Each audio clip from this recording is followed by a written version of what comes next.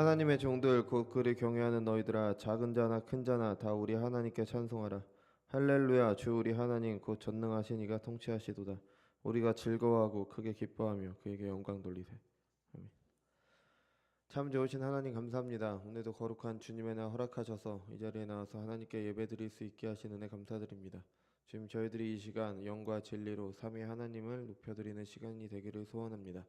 그래서 주님께서 주시는 은혜 받아 누리면서 이 세상 가운데 하나님의 다스림을 실현하고 하나님의 다스림을 전하는 저희들이 될 수 있도록 인도하여 주옵소서. 감사드리며 예수님의 이름으로 기도드렸습니다. 아멘. 찬송가 19장으로 하나님께 영광 돌리겠습니다.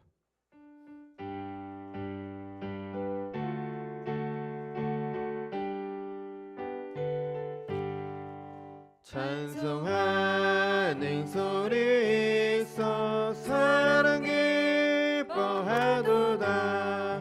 하늘 아버지의 이름 거룩거룩하도다. 세상 사람 찬양하자. 거룩하신 하나님께 할렐루야 할렐루야 할렐루야 아멘. 하나님의 나라 권세 영원토록 있도다. 하나님의 영광 나라 거룩거룩하도다. 보좌 계신 주님 세상 주관하시도다. 할렐루야 할렐루야 할렐루야 아멘. 하나님의 크신 권위 그 뜻대로 되도다. 우리 아버지의 뜻이 거룩거룩하도다. 속히 임하셔서 기쁜 날을 주옵소서. 할렐루야 할렐루야 할렐루야 아멘. 아멘. 같이 사도신경으로 우리의 신앙을 고백하겠습니다.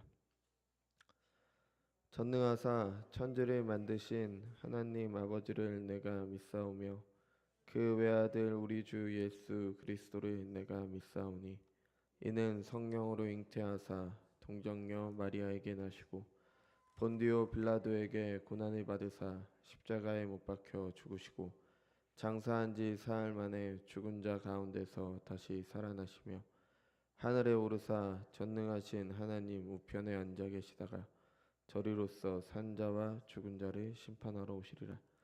성령을 믿사오며 거룩한 공예와 성도가 서로 교통하는 것과 죄를 사하여 주시는 것과 몸이 다시 사는 것과 영원히 사는 것을 믿사옵나이다. 아멘. 찬송가 52장으로 우리의 신앙을 고백하도록 하겠습니다.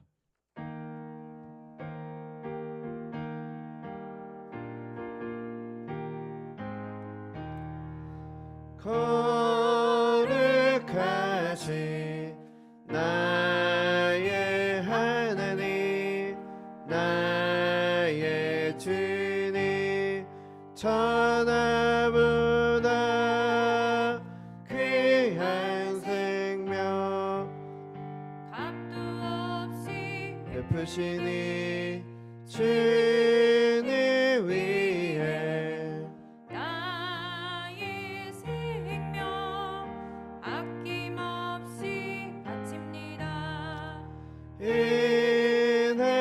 은혜로우신 나의 하나님 나의 주님 가난하고 빈 마음에 하늘 봄에 채우시니 내게 있는 모든 것을 주 뜻대로 드립니다.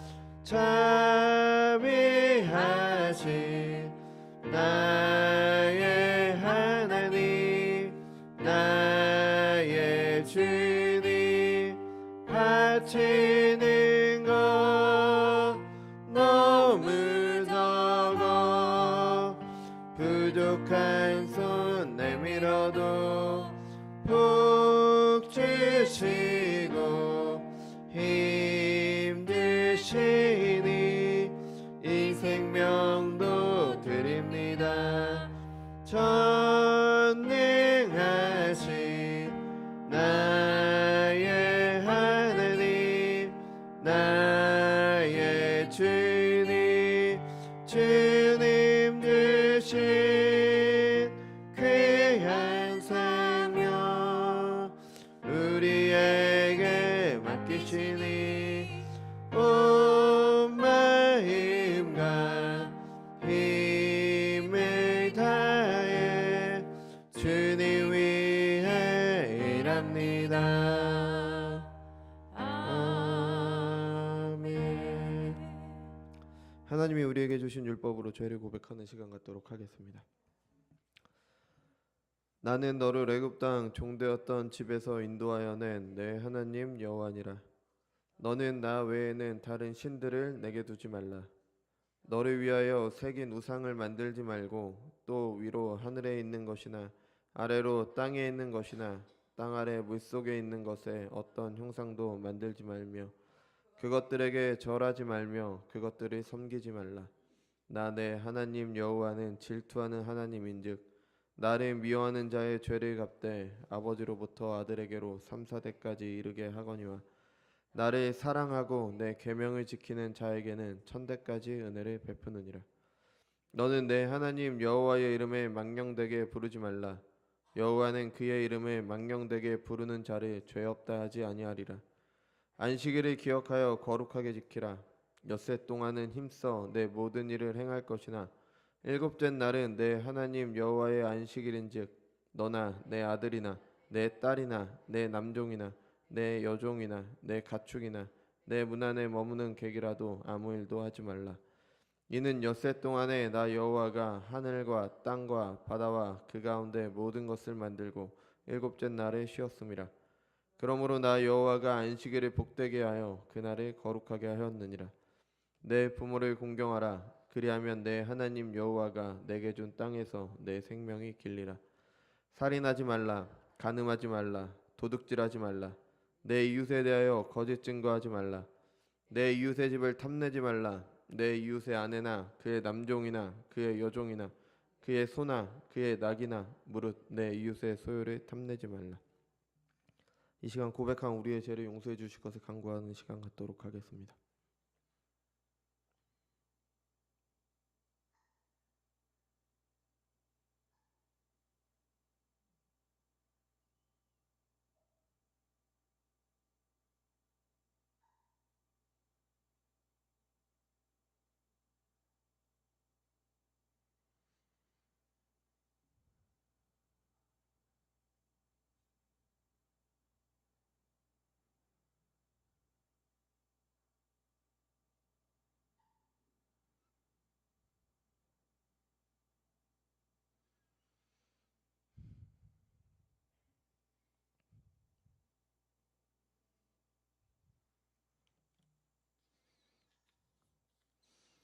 그가 찔림은 우리의 허물 때문이요 그가 상함은 우리의 죄악 때문이라. 그가 징계를 받음으로 우리는 평화를 누리고 그가 채찍에 맞음으로 우리는 나음을 받았도다. 우리는 다 양 같아서 그릇 행하여 각기 제 길로 갔거늘 여호와께서는 우리 모두의 죄악을 그에게 담당시키셨도다. 아멘. 찬송가 261장으로 우리의 죄를 용서하신 하나님께 감사 찬양 드리도록 하겠습니다.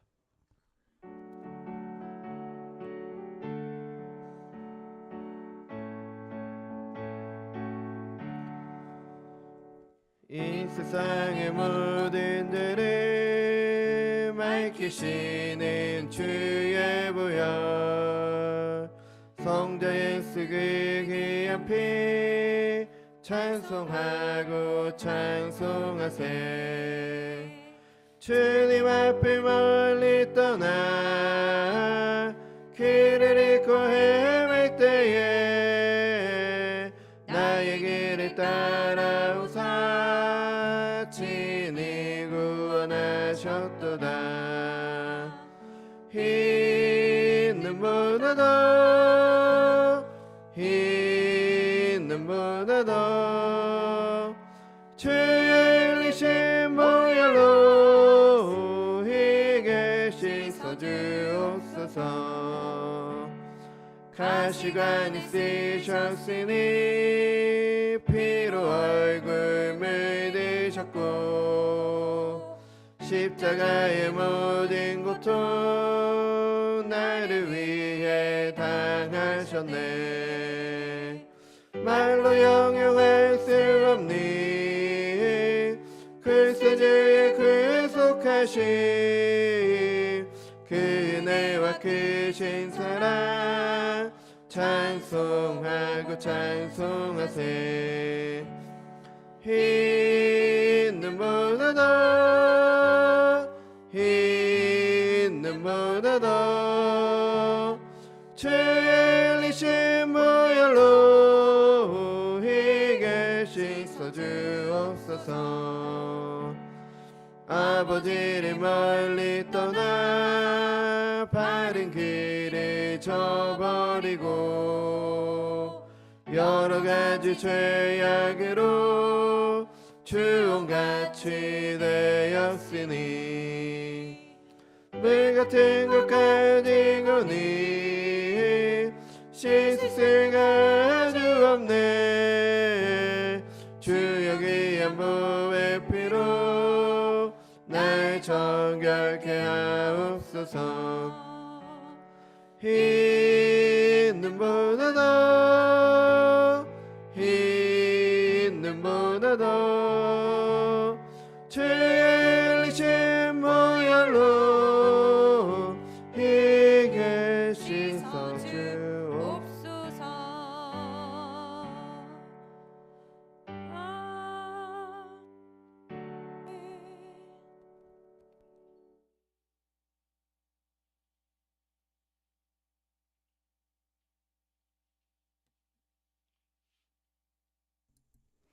기도드립니다. 거룩하신 아버지 하나님, 오늘도 하나님의 은총으로 이렇게 한자리에 모여서 신령과 진정으로 예배드리게 주시니 감사를 드립니다. 우리는 예수님의 보혈의 피로 구원받은 하나님의 자녀들이지만 우리들의 삶 속을 돌이켜볼진대 우리는 하나님 말씀대로 살지 못했고 때로는 외식하였고 때로는 거짓하였고 때로는 방탕한 삶을 살았던 죄인됨을 고백합니다. 우리의 공로로 우리의 죄를 어떻게 씻을 수 있겠습니까?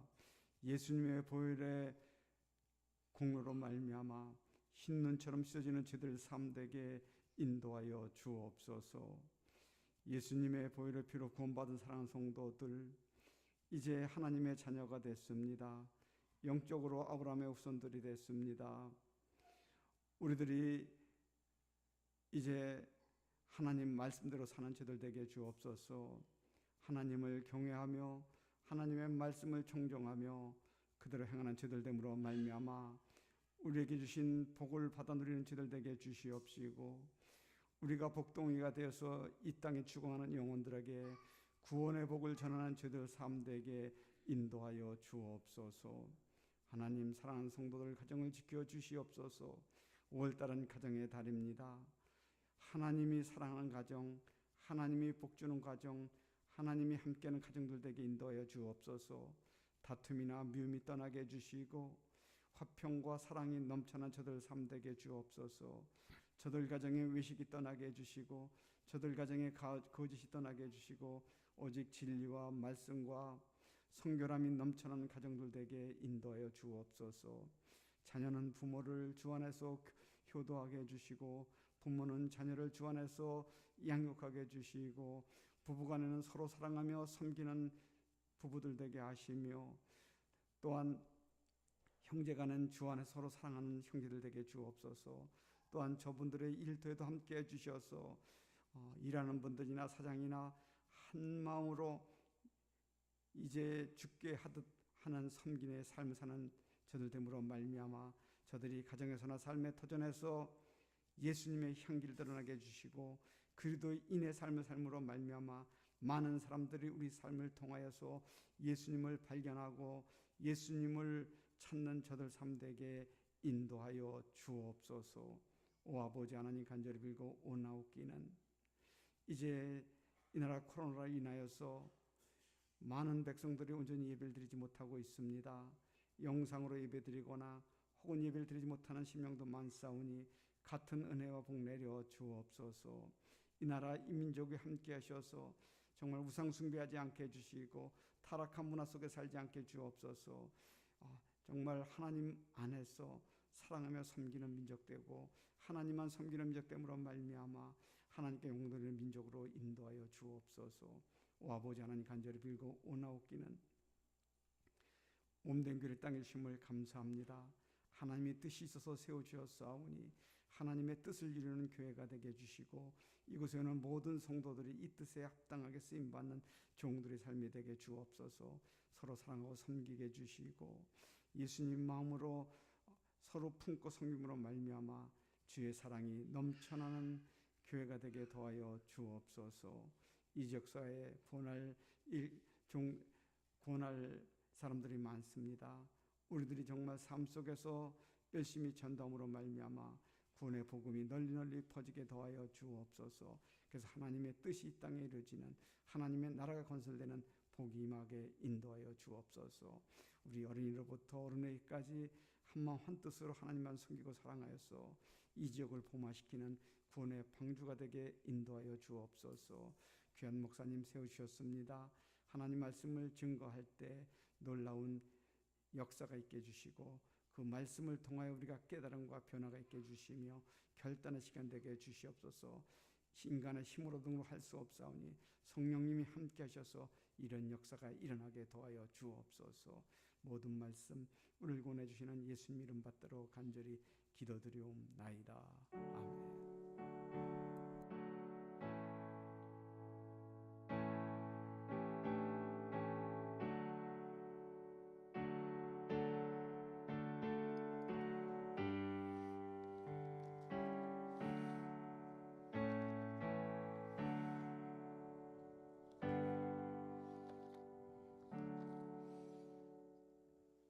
오늘 함께 낭독하실 말씀은 잠언 9장입니다.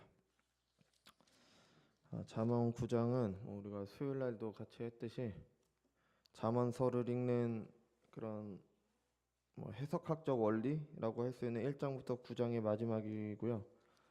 지혜를 어떻게 찾아야 되는지에 대해서 그러니까 쭉 지혜를 찾아라. 그럼 지혜가 무엇이냐? 그럼 지혜로 얻는 유익이 무엇이냐? 지혜를 어떻게 찾을 것인가? 근데 지혜를 막상 찾았더니 찾을 수 없었다. 그럼 어떻게 찾을 것인가? 그 지혜는 하나님께 있기 때문에 하나님을 찾아라. 그게 8장까지의 내용입니다. 그래서 9장은 그걸 전체를 요약을 해주면서요. 앞부분에는 지혜의 초대가 나오고요. 그 뒷부분에는 그 어리석음의 초대가 나옵니다. 지혜랑 반대되는 어리석음의 초대. 그러니까 근데 이 두 쪽의 초대를 보면은 굉장히 비슷합니다. 그러니까 어리석음이 지혜를 쫓아요. 그러니까 우리가 사람 안에서 지혜를 찾으면은 이 미련함을 찾을 수밖에 없는 거죠. 그래서 어떻게 지혜를 찾을 것인가? 가운데에 나와 있습니다. 여호와를 경외하는 것이 지식의 근본이다. 그러니까 지혜는 하나님께 있기 때문에 하나님을 경외하는 삶을 살아라. 그럼 지혜가 너에게 갈 것이다. 이런 걸로 이 뒷부분 10장부터는 개별 잠언이라고 하거든요. 이 부분에 대한 해석을 어떻게 할지에 대한 그런 열쇠를 제공해 줍니다. 9장 봉독해 드리겠습니다. 지혜가 그의 집을 짓고 7 기둥을 다듬고 짐승을 잡으며 포도주를 혼합하여 상을 갖추고 자기 여종을 보내어 성중 높은 곳에서 불러 이르기를 어리석은 자는 이리로 돌이키라. 또 지혜 없는 자에게 이르기를 너는 와서 내 식물을 먹으며 내 혼합한 포도주를 마시고 어리석음을 버리고 생명을 얻으라. 명철의 길을 행하라 하느니라. 거만한 자를 징계하는 자는 도리어 능욕을 받고 악인을 책망하는 자는 도리어 흠이 잡히느니라. 거만한 자를 책망하지 말라. 그가 너를 미워할까 두려우니라. 지혜 있는 자를 책망하라. 그가 너를 사랑하리라. 지혜 있는 자에게 교훈을 더하라. 그가 더욱 지혜로워질 것이요 의로운 사람을 가르치라. 그가 학식이 더하리라. 여호와를 경외하는 것이 지혜의 근본이요 거룩한 자를 아는 것이 명철이니라. 나 지혜로 말미암아 내 날이 많아질 것이요 내 생명의 해가 내게 더하리라. 내가 만일 지혜로우면 그 지혜가 내게 유익할 것이나 내가 만일 거만하면 너 홀로 해를 당하리라. 미련한 여인이 떠들어 어리석어서 아무것도 알지 못하고 자기 집 문에 앉으며 성읍 높은 곳에 있는 자리에 앉아서 자기 길로 바로 가는 행일들을 불러 이르되 어리석은 자는 이리로 돌이키라. 또 지혜 없는 자에게 이르기를 도둑질한 물이 달고 몰래 먹는 떡이 맛있다 하는도다. 오직 그 어리석은 자는 죽은 자들이 거기에 있는 것과 그의 객들이 스올 깊은 곳에 있는 것을 알지 못하느니라. 아멘. 시편 19편 7절에서 4절입니다. 인쇄가 잘못됐습니다. 같이 하나님께 영광 돌리겠습니다.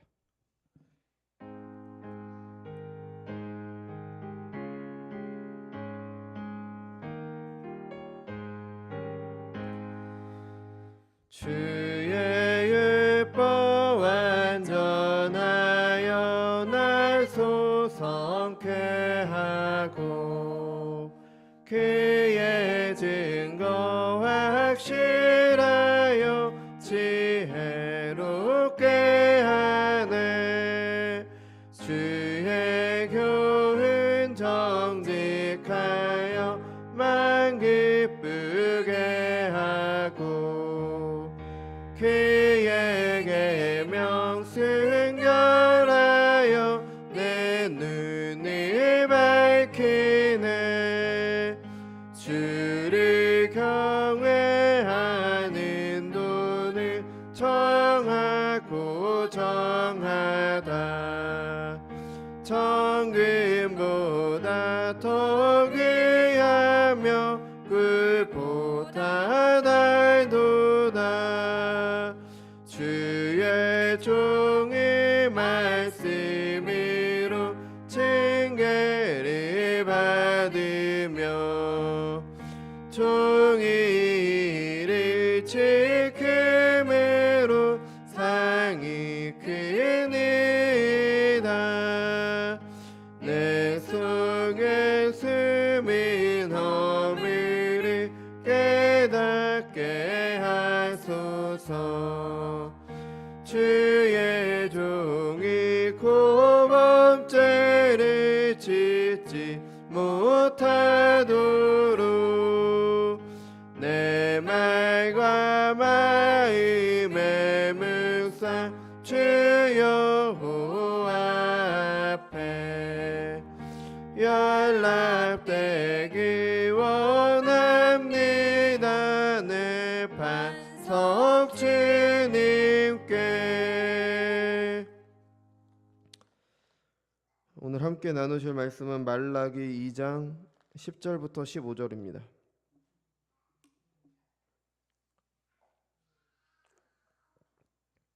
말라기 2장 10절부터 15절 봉독해 드리겠습니다.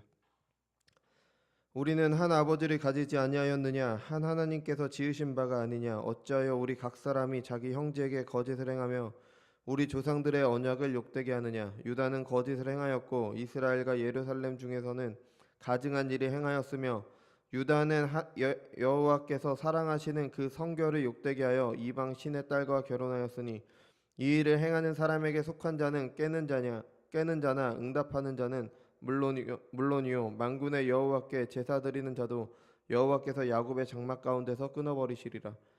너희가 이런 일을 행하나니 곧 눈물과 울음과 탄식으로 여호와의 제단을 가리게 하는도다.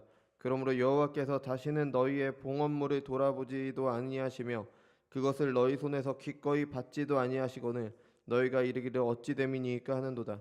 이는 너와 내가 어려서 맞이한 아내 사이에 여호와께서 증인이 되시기 때문이라. 그는 내 짝이요 너와 서약한 아내로되 내가 그에게 거짓을 행하였도다.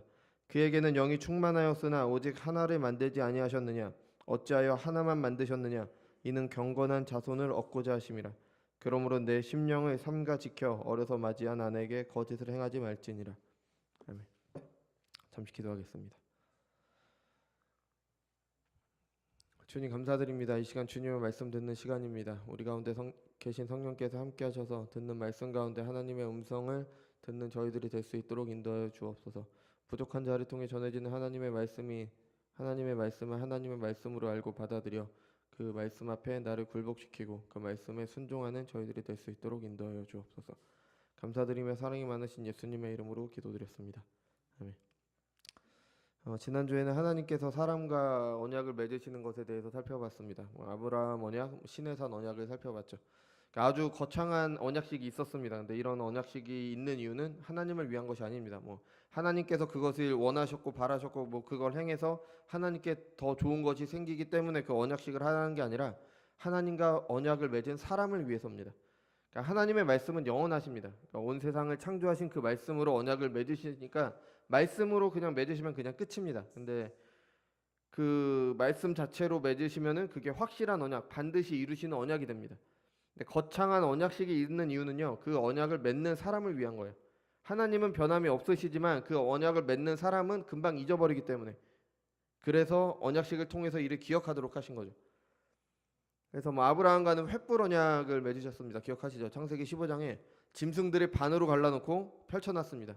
그리고 횃불이 그 가운데로 지나갔죠.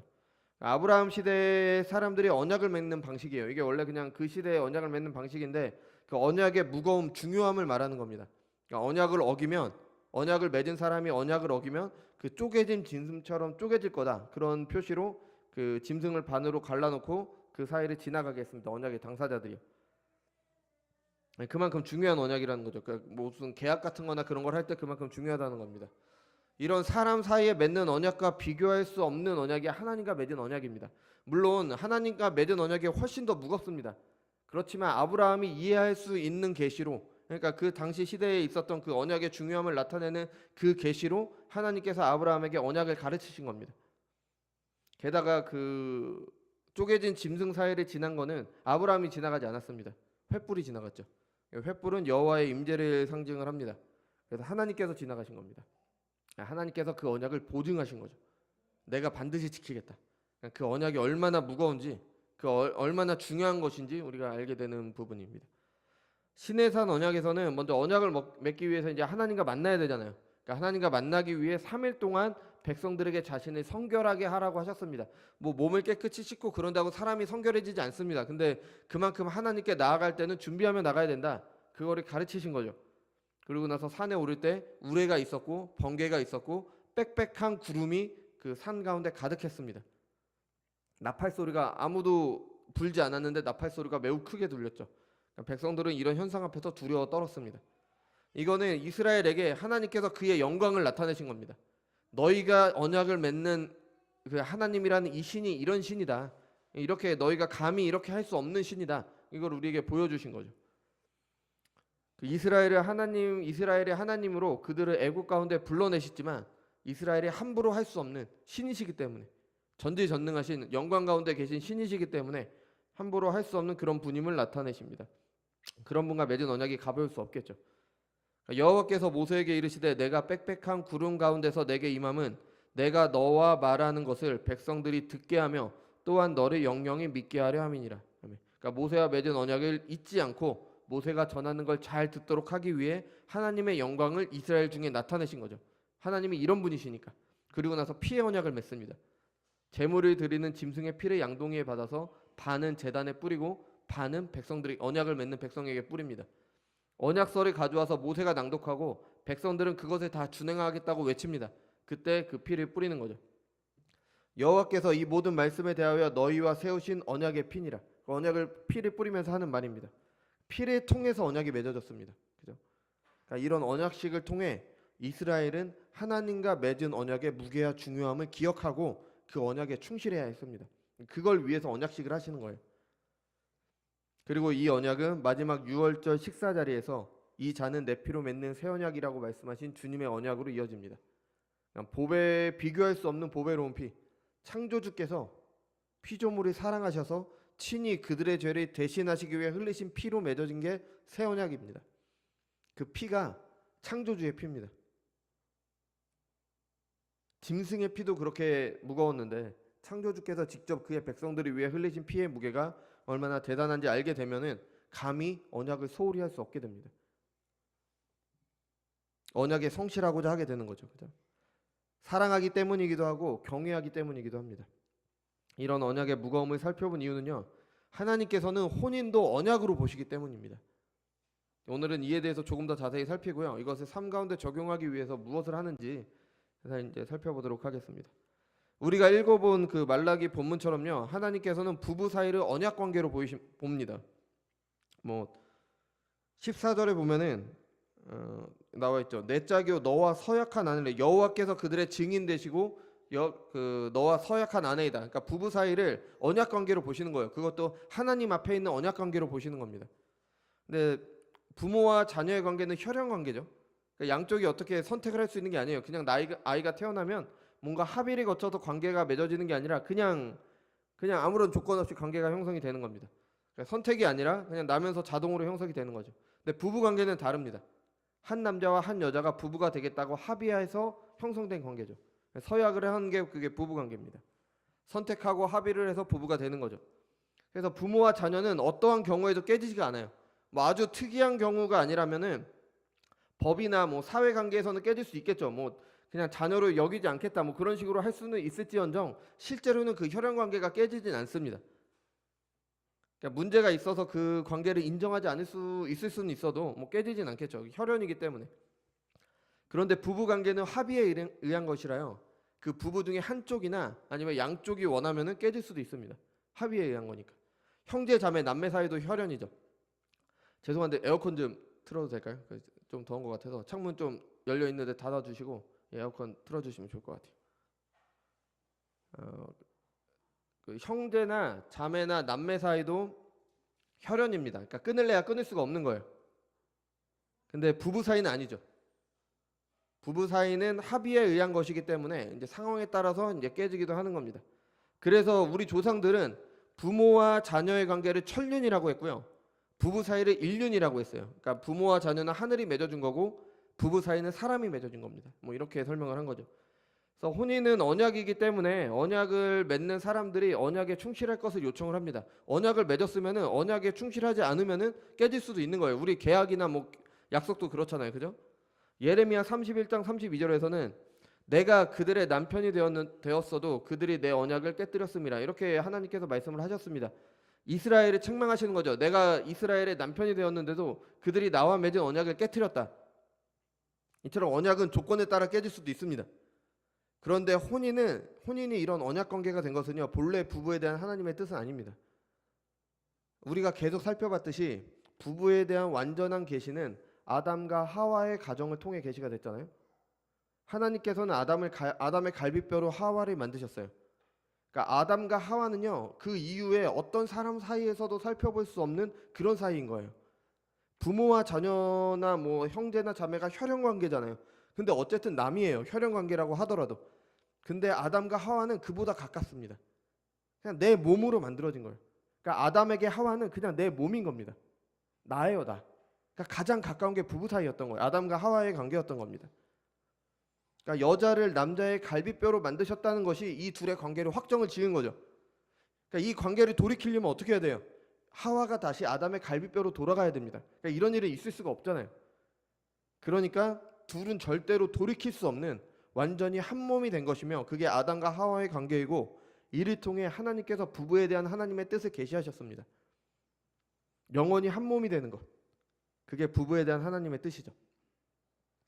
아담과 하와 이후의 모든 부부는 남편의 갈비뼈로 아내가 만들어지지 않습니다.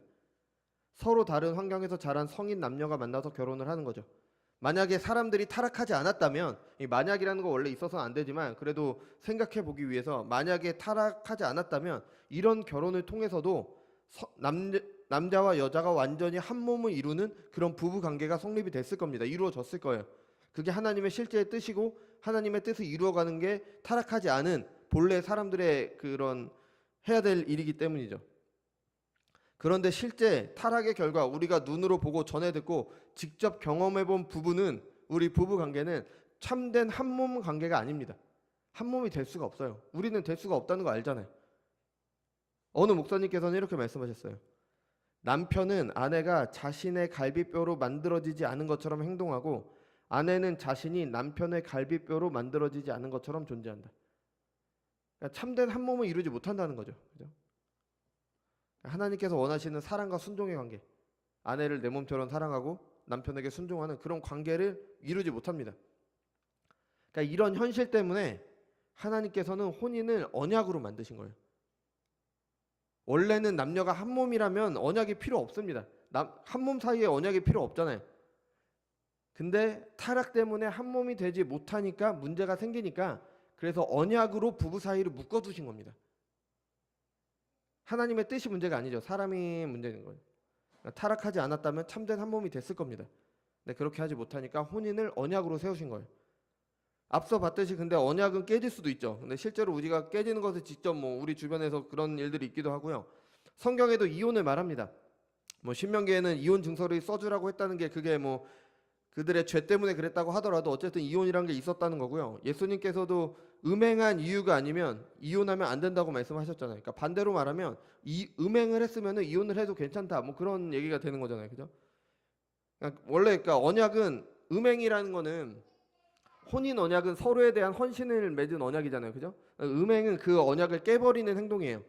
그러니까 음행을 했으면은 이제 언약이 깨어지기 때문에 이제 그렇게 된다 그렇게 말씀을 하신 거죠. 그러니까 본래는 깨어질 수 없는 한 몸이 된 관계이지만 그렇게 돼야 하지만 그렇게 하지 못하니까 언약으로 묶어 두셨는데 우리가 사는 세상에서 부부는 모두 다 언약에 충실하지 않습니다.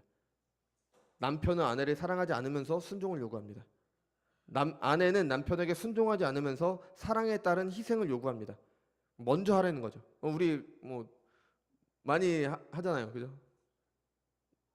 너는 남편이 아내에게 너는 왜 순종 안 하냐? 그럼 아내가 남편에게 너는 왜 사랑 안 하냐? 이런 식으로 너 먼저 해라 이런 식으로 나오는 거죠. 그러니까 서로 미루는 거죠. 선악과를 따먹었을 때 아담과 하와의 모습인 겁니다.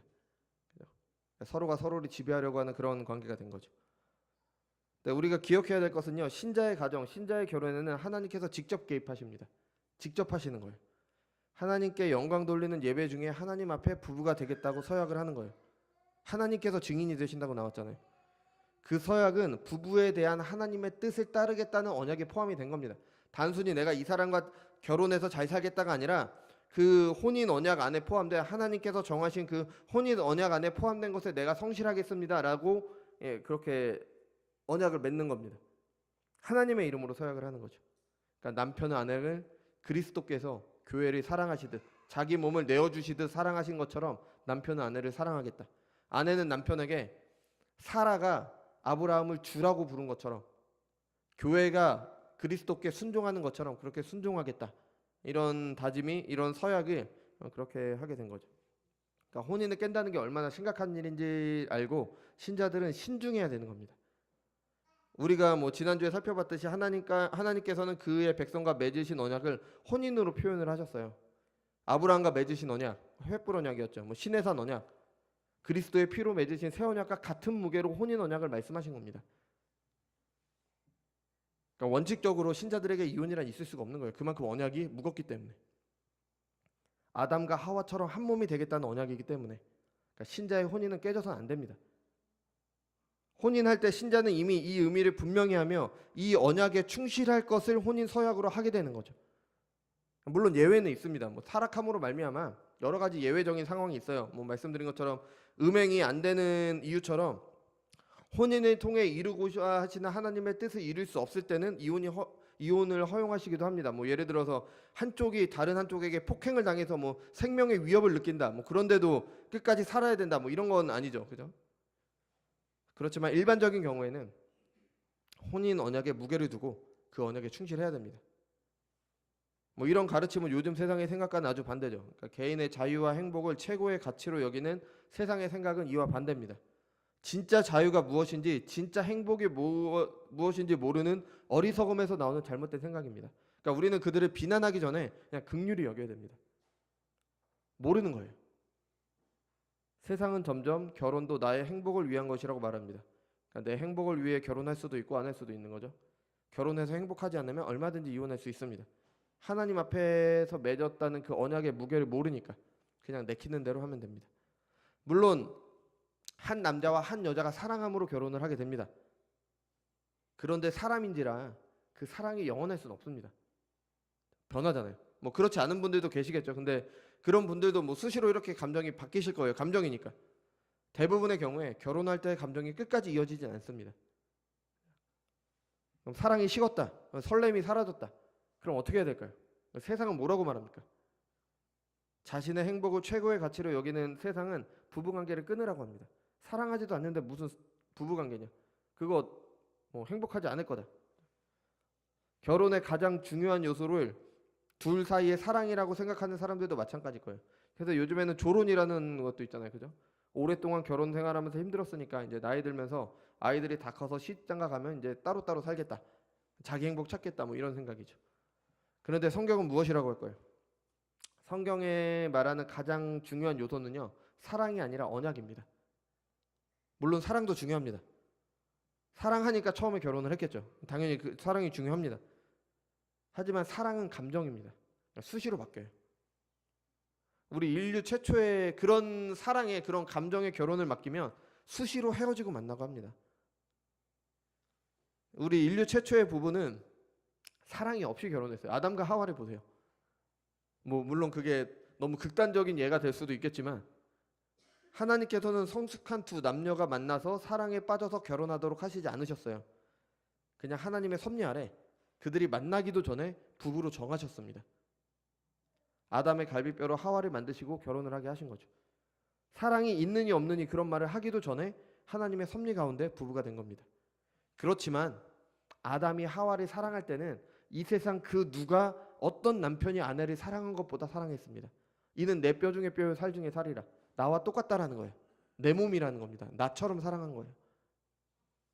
그리고 그들은 서로 그렇게 하나님의 섭리 아래 부부가 됐지만 아내였던 그 하와는 그 누구보다 남편 아담을 존경했습니다. 순종했던 거죠. 물론 지금도 뭐 사랑 없이 결혼해야 된다 뭐 그런 말씀 드리는 게 아닙니다. 하나님의 섭리 아래 이제는 남녀가 이제 서로 사랑함으로 결혼하게 됐습니다. 그죠? 그게 우리가 사는 사회죠. 근데 그 사랑이 전부가 아니라는 거예요. 그런 사랑하기 때문에 결혼하지만 변하기 쉽기 때문에. 사랑은 감정이니까. 그런 사랑에 결혼을 맡기면 결혼이 깨질 위험이 큰 겁니다. 그래서 하나님께서는 결혼을 아주 무거운 언약으로 묶어두신 거예요. 사랑이 식었어도 언약에 책임지고 유지를 해라. 그게 언약으로 주신 이유인 겁니다. 오래 사신 분들 흔히 말하잖아요. 사랑이 아니라 우정으로 산다. 그죠? 이런 말씀도 하시잖아요. 그죠? 어떨 때는 사랑이 식은 것처럼 보입니다. 실제 그렇지라도 성숙한 시민의 한 사람으로 나아가서 하나님을 믿는 신자로 하나님 앞에서 한 언약에 충실해야 됩니다. 다른 말로 하면 책임감 때문에라도 살아야 되는 겁니다. 그러다 보면 다시 사랑하는 마음도 생기고 그러잖아요. 감정이란 게 그렇기 때문에. 이게 오늘 본문에서 하나님께서 말씀하시고자 하는 바죠. 그러니까 본문이 쓰였던 시대는요, 남자가 여자를 버릴 수는 있는데 여자가 남자를 버릴 수는 없는 그런 시대입니다. 그러니까 이제 뭐 아내에게 잘해라 뭐 그런 식으로 나오는데 이거를 지금의 말로 말하면은 뭐 서로 언약에 충실해라. 서로에게 거짓 행하지 말아야 된다. 뭐 그런 가르침이 되겠죠. 세상은 사랑이 식었는데 책임감 때문에 산다고 하면 그런 비참한 부부가 어디 있느냐 뭐 이렇게 말할 수도 있습니다. 네, 그렇지 않습니다. 신자는 서로 사랑의 식은 것처럼 느껴지더라도 하나님 앞에서 맺은 언약에 대한 책임감으로 언약에 충실해야 됩니다. 사람의 감정은 수시로 변해요. 우리 다 아시잖아요. 영원한 사랑 같은 건 없습니다. 어렸을 때 뭐 어떤 동화에서 왕자님을 만나 행복하게 잘 살았습니다. 그게 끝이 아니라는 건 우리는 다 알잖아요. 많이 저보다 훨씬 더 잘 아시잖아요. 그죠? 아직 학생들이나 뭐 모를지라도 없습니다. 그런 거. 현실입니다. 이런 이야기들은 현실에서 전혀 이뤄낼 수 없는 꿈과 같은 이야기라는 거 뭐 다 아실 겁니다. 사랑은 감정이 아니라 사랑이라는 감정이 아니라 언약의 혼인을 묶일 때 그래서 감정에 휘둘려서 언약을 깨지는 게 아니라 어렵고 힘들어도 언약에 충실함으로 혼인을 지킬 때 혼인을 통한 하나님의 거룩하신 뜻을 이어가게 되는 겁니다. 왜 내가 사랑하지도 않는 사람과 계속 뭐 그것 때문에 살아야 됩니까? 하나님의 거룩하신 뜻을 이루기 위해. 우리는 먹든지 마시든지 하나님의 영광을 위해서 사는 하나님의 자녀들이니까. 뭐 결혼하지 얼마 되지도 않은 제가 여러분 앞에서 이런 말을 하는 것이 좀 웃을 수도 있고 또 뭐 제 경험이나 뭐 제가 세상에 가르치면 말하는 게 아니잖아요. 성경이 말하고 있는 하나님의 말씀을 연구해서 전하는 겁니다. 제 생각이 틀릴 수 있고 여러분의 생각보다 짧을 수도 있습니다. 하지만 하나님의 말씀에서 나온 것은 틀릴 수가 없습니다. 여러분의 생각보다 훨씬 더 높고 깊은 하나님의 지혜의 말씀입니다. 제가 그렇다는 게 아니라 하나님의 말씀이 그렇다는 겁니다. 우리 예레미야 31장 한번 찾아보겠습니다.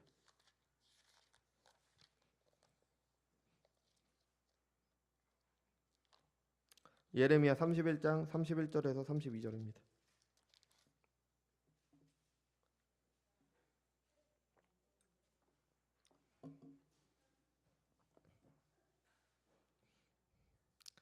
제가 봉독해 드리겠습니다.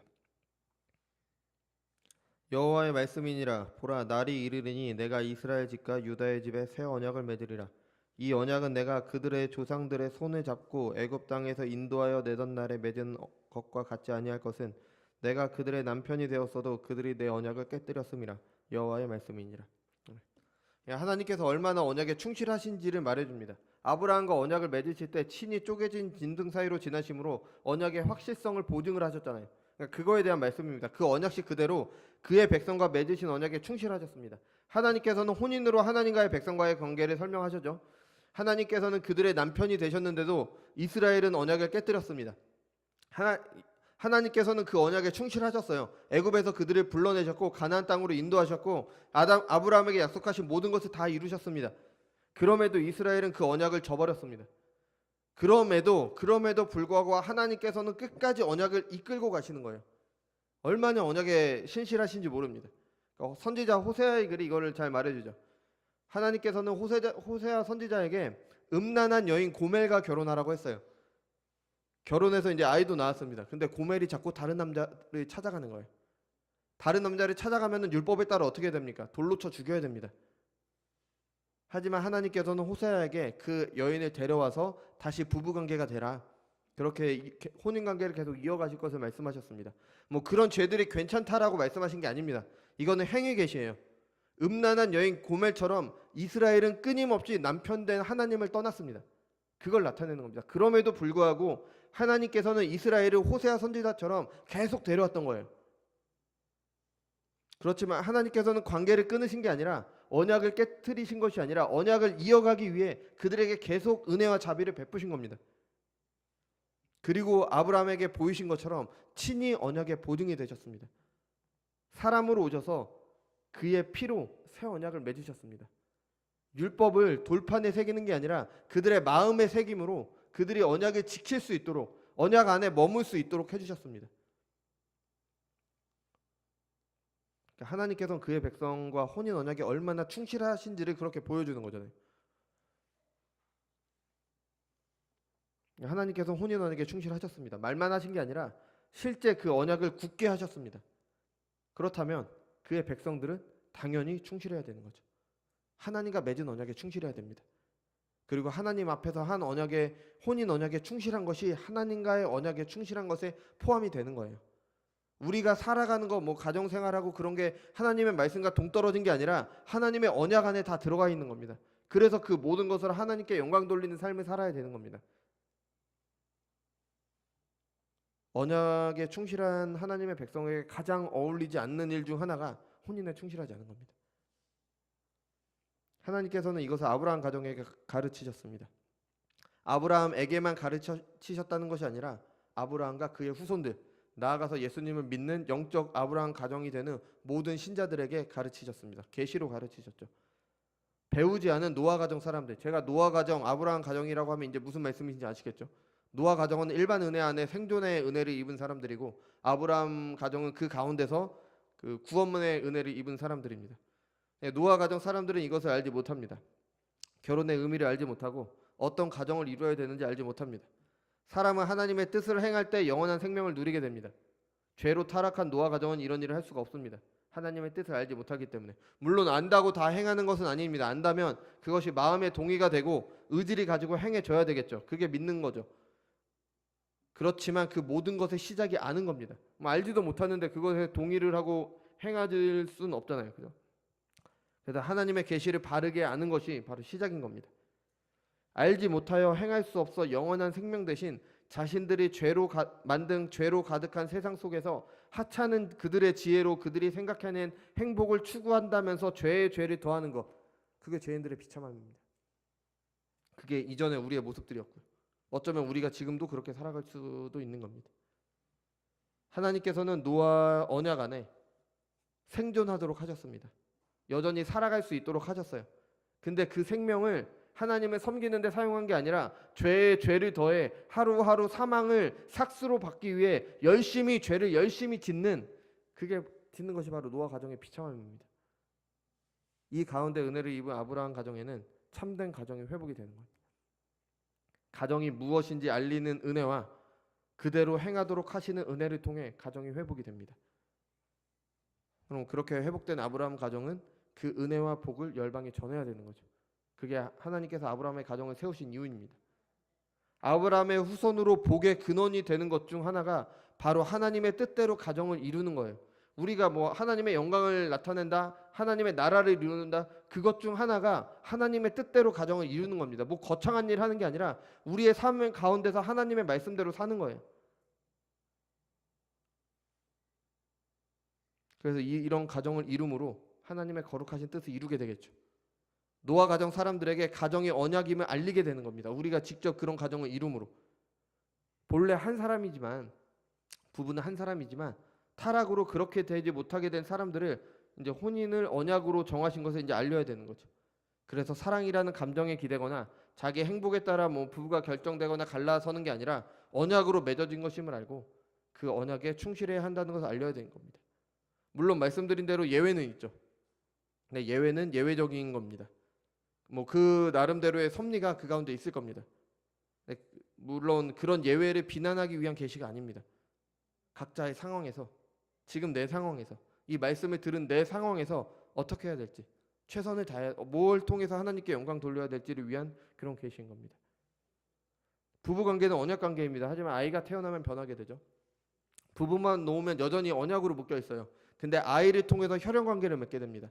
아이는 아버지와 혈연관계고 아이는 어머니와 혈연관계입니다. 이 아이를 통해서 부부도 혈연관계가 더해지게 되는 겁니다. 그래서 혼인하는 것뿐 아니라 아이를 갖는 것도 중요한 이유가 바로 이겁니다. 사람이기 때문에 감정이 흔들려요. 그죠? 언약관계에 묶여 있다고 해도 늘 그것을 기억하며 살기는 쉽지 않습니다. 그런데 그 가정에 자녀가 태어나게 되면 자녀를 통해 가정이 더 끈끈해지고 부부도 더 서로 사랑하게 되고 더 헌신하게 됩니다. 이게 다 겪어보신 거잖아요. 뭐 그런 말씀 하시잖아요. 뭐 내가 배우자 생각하면 100번도 더 헤어지는데 아이 때문에 참는다, 이런 말씀 많이 하시잖아요. 그죠? 예, 그런 내용입니다. 물론 가정을 유지하기 위해 자녀를 낳아야 된다, 그런 말씀 드리는 게 아닙니다. 근데 하나님께서 가정에게 자녀를 갖게 하신 이유 중에 하나가 가정을 더 단단하게 하시기 위한 이유도 있다는 겁니다. 타락한 세상에서 변하기 쉬운 그 아슬아슬한 그런 결혼관계에 자녀를 주심으로 더 단단하게 하시는 겁니다. 자녀는 그 자체로 하나님께서 주신 복이 되는 거죠. 하나님의 뜻을 이루기 위해서 가정을 더 단단하게 해주기 때문에. 그러니까 자기 행복을 따라 결혼과 이혼을 반복하는 세상은 이해하지 못합니다. 오히려 자녀를 자신의 행복을 추구하는데 장애로 여길 수도 있습니다. 그렇게 말하는 사람들도 있고요. 자기 행복이 우선이지 가정을 향한 하나님의 뜻이 우선이 아니기 때문입니다. 나빠서 그런 게 아니라 몰라서 그런 겁니다. 그래서 긍휼히 여겨야 되는 거죠. 가정에 대한 하나님의 뜻을 아는 신자들은 그 뜻을 이루기 위해 자녀가 하나님께서 주신 복임을 알게 됩니다. 그런데 여러 가지 이유가 있어서 자녀를 낳지 못하는 경우가 있죠. 자녀가 있어도 입양하는 경우도 있습니다. 그죠? 이런 경우에는 혈연관계는 아닙니다. 하지만 그 입양한 아이에 대한 사랑과 헌신이 부부 사이를 더 단단하게 합니다. 혈연관계는 아니지만요. 더 큰 책임감 가운데 가정이 더 단단해지는 거죠. 그러니까 입양도 어떻게 보면 서약 계약이잖아요. 그죠? 언약, 계약이라고 하면 좀 그렇지만 어쨌든 언약이잖아요. 그냥 그 언약이 부부의 혼인 언약에 더해지게 됩니다. 그러니까 언약이 더 단단해지는 거죠. 그러니까 직접 낳은 아이건 입양한 아이건 자녀가 있다는 것은 혼인 언약에 대한 안전장치가 되는 겁니다. 물론 부부가 헤어지지 못하게 하는 것이 자녀를 주신 이유의 전부는 아닙니다. 자녀를 통해서 하나님의 언약을 이어가시기 위해 자녀를 주신 거죠. 하나님의 가정에 자녀를 허락하신 것은 하나님의 언약을 이어가기 위한 겁니다. 그러니까 노아의 가정에게 자녀를 주신 것은 노아의 가정의 자녀는 인류가 계속되기 위해서 이렇게 자녀를 주시는 겁니다. 우리가 노아 언약에서 살펴봤듯이 모든 사람은 하나님의 일반 은혜 가운데 살아가게 돼요. 공기가 있고 물이 있고 농사 지으면 곡식이 나오고 추수할 수 있고 물고기를 잡으면 고기를 얻을 수 있고 집을 질 수 있고 옷을 만들어 이렇게 살 수 있는 거 이게 저절로 되는 게 아닙니다. 하나님의 일반 은혜 아래 있는 겁니다. 노아와 언약을 통해서 땅이 그치는 날까지 내가 이것을 쉬지 않겠다. 그 언약을 주셨기 때문에 사람들이 다 살아가는 거죠. 뭐 사람들은 인정하지 않겠지만 사람들은 하나님의 노아 언약 안에 이렇게 살아가게 됩니다. 뭐 이 세상의 질서도 마찬가지죠. 봄, 여름, 가을, 겨울 하나님께서 멈추시면 멈춰지는 겁니다. 그냥 저절로 오는 게 아닙니다. 하나님께서 돌리시고 계시기 때문에 이게 돌아가는 거예요. 뭐 비가 오고 눈이 오고 맑은 날이 있고 흐린 날이 있는 거 다 하나님의 은혜입니다. 그 외의 모든 자연 법칙들도 다 하나님께서 주신 거예요. 우리가 과학 시간에 배우는 뭐 만유인력의 법칙, 뭐 생명의 신비 이런 거 모두 다 하나님께서 인류가 이 세상에 살 수 있도록 주신 겁니다. 이런 하나님의 은혜 아래 기술과 문명이 발전하게 되고 노아 언약 안에 있는 사람들은 이런 하나님의 뜻을 받들어 이 세상에 인류가 존재할 수 있도록 자녀를 양육해야 되는 겁니다. 그냥 건전한 사람으로, 보통의 사람으로, 일반적인 사람으로, 그냥 사회에 기여할 수 있는 사람, 그래서 사회를 유지할 수 있는 사람으로 양육을 해야 되는 거죠. 사회의 약자를 돌볼 줄 알고 뭐 그럴 줄 알아야 됩니다.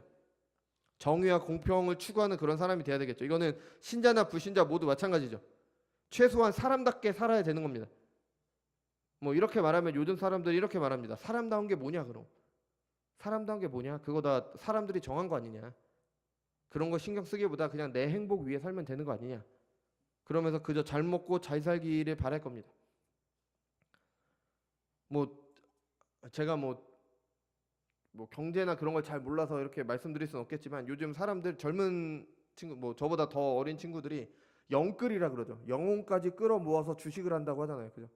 주식이라는 것 자체는 나쁜 게 아닙니다. 왜냐하면 주식은 그 어떤 회사에 투자를 해서 그 회사가 자람에 따라 그 투자한 만큼의 그 회사가 자람에 따라서 그 이익을 나눠서 갖는 거예요. 나는 투자하고 이익을 나눠 간다. 이런 개념에 나온기 때문에 주식이 나쁜 게 아닙니다. 근데 영혼까지 끌어다가 온통 주식에만 신경을 써서 뭐 그거는 투기라고 하는 거죠. 그죠? 그런 거는 좀 잘못된 모습인 것 같습니다. 그러니까 우리가 사는 사회가 돈 벌기 위해서 우리가 사는 거 아니잖아요. 뭐 사람들은 모르겠는데 어쨌든 신자들은 그렇잖아요. 돈 벌기 위해서 살아가는 거 아니잖아요. 부동산도 마찬가지예요. 뭐 요새 아파트가 하도 문제잖아요. 그래서 뭐 저도 잘은 모르지만 뭐 평생 열심히 수고해서 내 집 마련한다 그런 게 나쁜 게 아닙니다. 그건 뭐 당연히 좋은 거죠. 살 집이 있어야 되잖아요. 근데 그것을 뭐 돈을 벌 목적으로 어떻게 한다 뭐 그건 좀 잘못인 거죠. 그러니까 영혼까지 끌어다가 그 영혼까지 끌어다가 잘못이 된 거예요. 오직 관심과 나의 모든 것이 거기에 가 있기 때문에 돈도 벌어야겠죠. 하나님께서 주신 정당한 방법이라면 우리는 방법에서 돈도 벌어야 됩니다. 근데 우리의 목적이 하나님의 영광을 위해서지 그런 걸 위해서 사는 게 아니잖아요. 그러면서 이렇게 사람다운 게 뭔지를 얘기하지 못하게 하면서 이런 식으로 살아가는 거예요. 사람답게 사는 게 뭐냐? 그냥 돈 잘 벌어서 잘 먹고 잘 쓰면 되는 거 아니냐? 하지만 종교를 갖지 않아도요. 사람다움이란 건 있습니다. 신자의 눈으로는 그게 하나님께서 일반 은혜 가운데 주신 것이고요. 불신자에게는 하나님께서는 모든 사람에게 양심을 남겨두셨습니다. 비록 양심이 타락해서 하나님께 다가갈 수는 없지만 최소한의 양심이라는 게 있어요. 그래서 누구나 좀 끔찍한 걸 보면은 좀 안타까워하고 그런 마음이 있습니다. 이거는 교육받기 전에도 있어요. 그런 양심을 통해서 뭐 이런저런 방식으로 형성된 그런 사회적인 가치관 같은 게 있습니다. 그러니까 옳고 그름이라는 게 있는 거예요. 그리고 우리가 착각하는 게 뭐냐면 나를 위해 사는 삶이 나에게 행복을 가져다 주지 않습니다. 내 이익만 추구한다고 해서 내가 행복해지는 게 아니에요. 우리는 사회 속에서 살잖아요. 그래서 나만 잘 산다고 되는 게 아니라 내가 좀 덜 갖고 서로 이렇게 가질 때 함께 잘 살게 되는 겁니다. 물론 그 한계가 있지만 뭐 어쨌든 있지만 이거는 뭐 제가 말하는 게 아니라 뭐 사회학자나 경험 많은 어르신들이 이렇게 하시는 말씀입니다. 뭐 다른 사람이 어떻게 되든 말든 신경도 안 쓰는 거는 그거는 부메랑이 돼서 나에게 돌아옵니다. 이건 너무 극단적인 예일 수도 있는데 내가 어떤 사람이 있어 가난한 사람이 있는데 내가 그 사람을 돕지 않았습니다. 그럼 그 사람은 먹고 살 길이 없잖아요. 그럼 그 사람은 강도로 변하겠죠. 강도가 돼서 나한테 돌아올 수도 있는 거예요. 이건 뭐 너무 좀 극단적인 예라서 좀 그렇지만 뭐 이런 어쨌든 이렇게 사회를 좋은 사회를 이루어 갈 때 같이 사는 거지 나 혼자 잘 산다고 되는 게 아닙니다. 근데 요즘 시대는 반대죠. 이렇게 건전한 인간으로 살지 못하는 것은 불신자에게 수치스러운 일입니다. 아이들이 뭐 그렇게 뭐 하고 뭐 이렇게 하고 뭐 어른들도 뭐 똑같이 하는 거는 다 수치스러운 일이에요. 아무리 뭐 잘 살고 아무리 권력이 많고 아무리 돈이 많아도 그거는 수치입니다. 하지만 아브라함 가정에게는 더욱더 수치스러운 겁니다. 우리가 그런 일을 행한다, 우리가 그런 삶을 산다, 내 자녀밖에 모르는, 자기 행복밖에 모르는 그런 사람으로 키운다, 이거는 그리스도인들에게 더 수치스러운 일입니다. 종교적인 사람 이전에, 하나님 믿기 전에 사람으로 키워야 됩니다.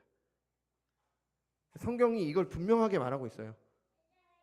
그런데 하나님의 말씀에 무지해서인지 잘못된 신앙관을 가지고 있어서인지 하나님의 계시가 말하는 바를 하지 않는 이상한 종교가 되어버렸죠.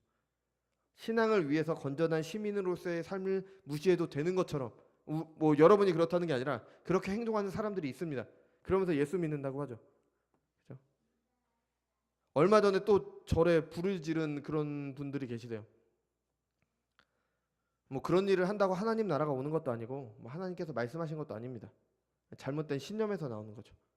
물론 잘못된 법에는 저항할 수 있어야 돼요. 하나님의 말씀에 어긋나는 법에는 저항할 수 있는데 그게 뭐 종교가 다르다고 불을 지르는 건 그거는 말도 안 되는 거죠.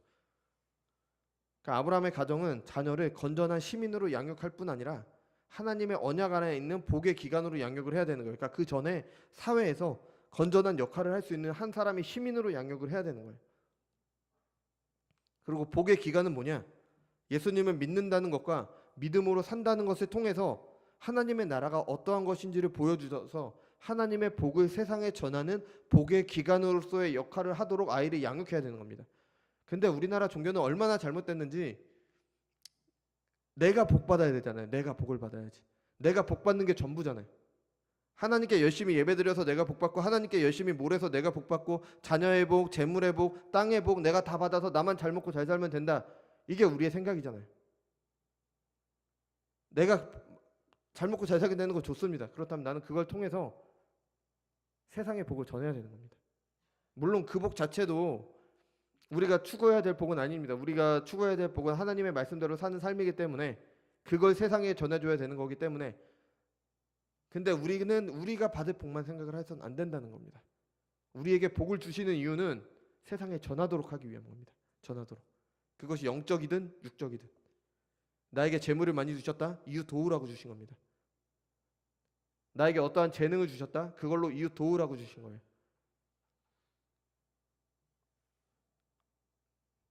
그러니까 그리스도인 가정은 내 자녀를 그렇게 키워야 되는 겁니다. 이런 가치관을 가지고 세상을 살아가도록. 이런 가치관을 가지고 세상을 살아가는데 사회에서 건전한 시민이 안 될 수가 없는 거예요. 그러니까 지금 뭐 사회에서 건전한 시민으로 역할을 못하면서 예수님을 믿는다고 말하는 사람들은 잘못 믿고 있는 거예요. 뭔가 잘못된 겁니다. 뭐 그분들이 구원이 뭐 어쩌고 저쩌고는 제가 말하지 못할지언정 뭔가 잘못된 겁니다. 그래서 자녀들을 가정과 교회가 우리 가정과 우리 교회가 성경적이라면 자녀들은 좋은 모범 속에서 훌륭하게 자랄 겁니다. 그게 가정과 교회에서 할 일입니다. 그래서 주님이 다시 오시는 날까지 언약을 이어갈 사람으로 자랄 것입니다. 이런 약속의 자녀를 가르칠 책임이 가정과 교회에게 주어졌습니다. 그럼 우리가 먼저 그렇게 살아야겠죠. 그걸 먼저 보여줘야 되기 때문에. 이제 다음 주부터 한 2시간 정도는 자녀 양육에 대해서 이제 좀 더 말씀을 드리도록 하겠습니다.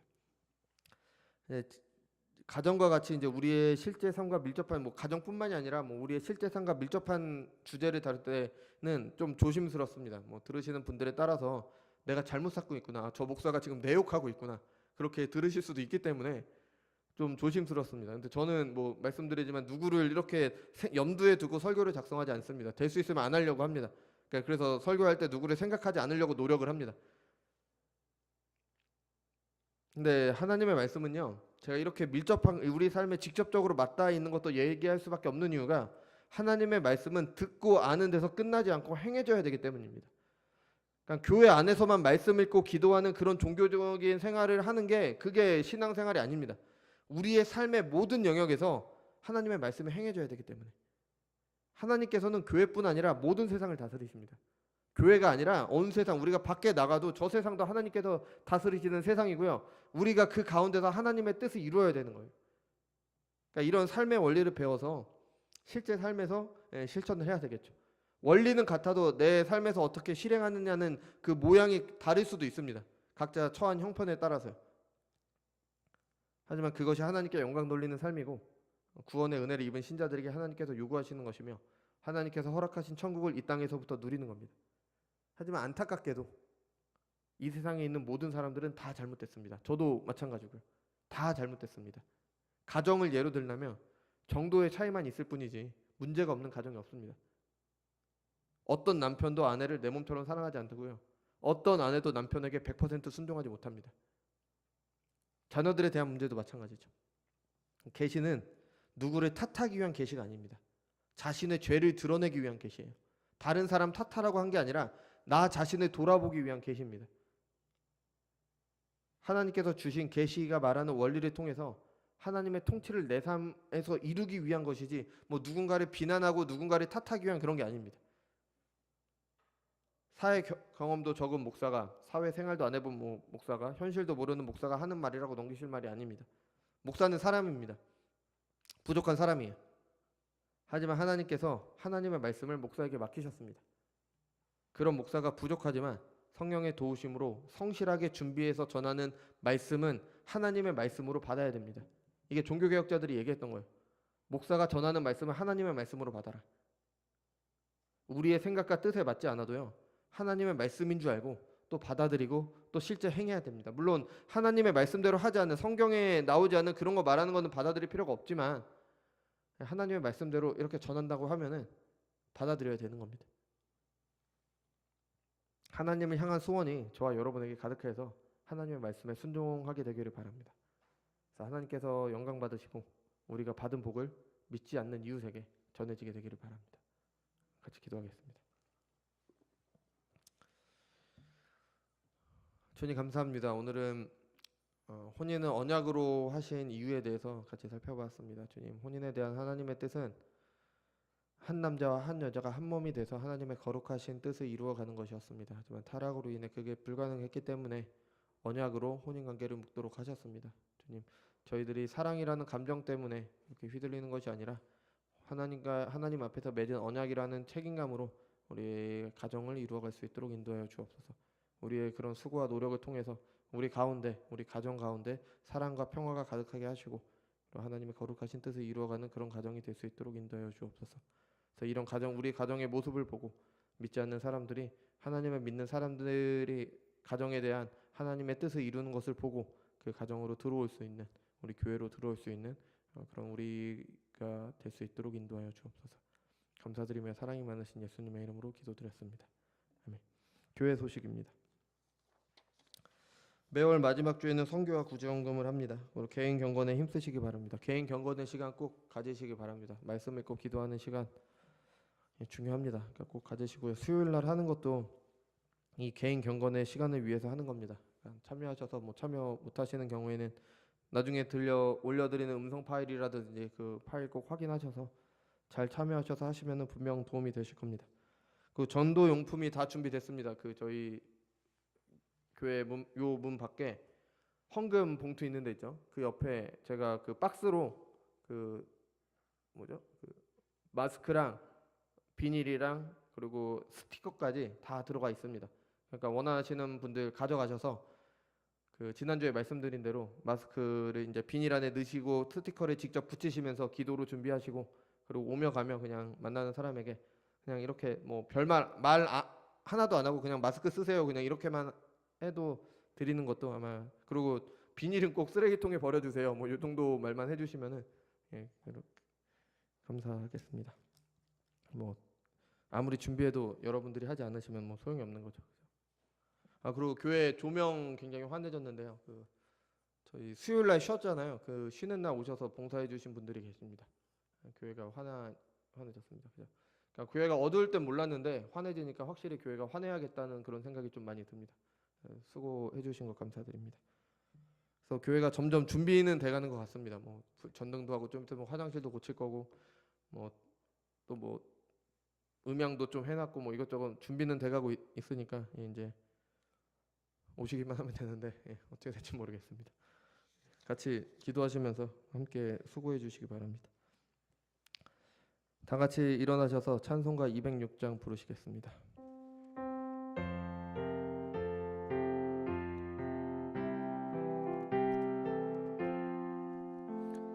주님의 귀한 말씀이 내 발의 빛이요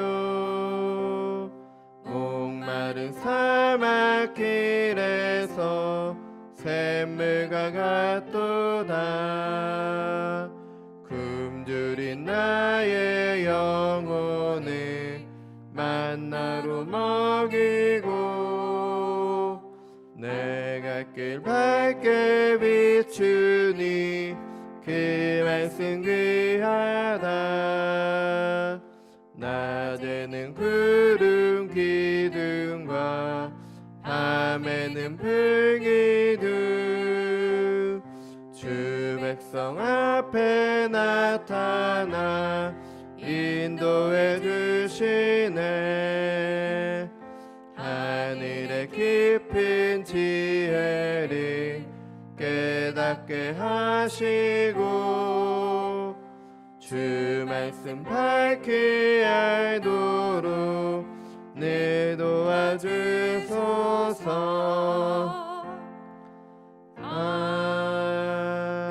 아멘. 주님이 주신 말씀으로 강복 선언하겠습니다. 주 예수 그리스도의 은혜와 하나님의 사랑과 성령의 교통하심이 너희 가운데 함께 있을지어다. 아멘.